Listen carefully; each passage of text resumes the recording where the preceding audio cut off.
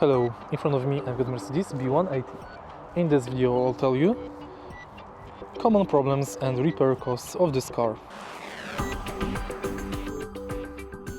For known issues, we've got turbo wastegate rattle or early failure, common with the 1.3 liters turbo engines, EGR valve and DPF clogging for diesel versions, minor electrical glitches, suspension wear, turbo repair replacement costs between 1000 to 2000 euros, brake disc and pads 300 to 600 euros, and service is 300 to 500 at dealerships.